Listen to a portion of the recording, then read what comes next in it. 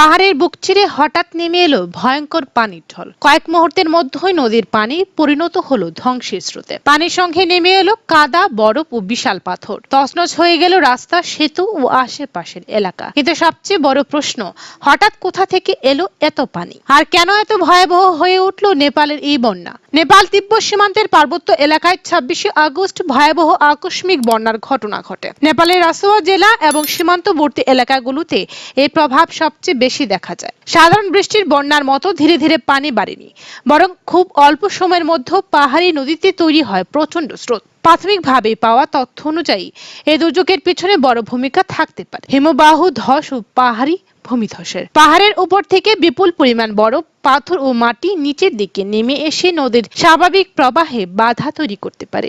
এরপর সেই বাধা ভেঙে গেলে জমে থাকা পানি ও ধ্বংসাবশেষ প্রচন্ড গতিতে নিচের দিকে ছুটে আসে, আর তখনই তৈরি হয় ভয়ঙ্কর ফ্ল্যাশ ফ্লড।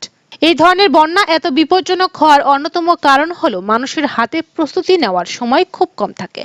পাহাড়ি নদীর পানি হঠাৎ কয়েক গুণ বেড়ে গিয়ে মুহূর্তের মধ্যে আশেপাশের এলাকা প্লাবিত করতে পারে। পানির সঙ্গে কাদা, পাথর ও বরফ থাকায় ধ্বংসের মাত্রাও অনেক বেশি হয়। বিশেষজ্ঞরা বলছেন, হিমালয় অঞ্চলে তাপমাত্রা বৃদ্ধি ও হিমবাহের পরিবর্তনের কারণে ভবিষ্যতে এই ধরনের ঝুঁকি আরো বাড়তে পারে। তবে এবারে বন্যার সুনির্দিষ্ট কারণ ও ঘটনা প্রবাহ নিয়ে এখনো তদন্ত চলছে, তাই এটিকে শুধু জলবায়ু পরিবর্তনের ফল হিসেবে নিশ্চিত বলা যাচ্ছে না। নেপালের এই ভয়াবহ ঘটনা আবারও মনে করিয়ে দিল পাহাড়ি অঞ্চলে হিমবাহ ও নদীর পরিবর্তন কতটা দ্রুত বড় দুর্যোগ তৈরি করতে পারে। উদ্ধার ও ক্ষয়ক্ষতির সর্বশেষ তথ্য জানতে চোখ রাখুন ফেক নিউজে।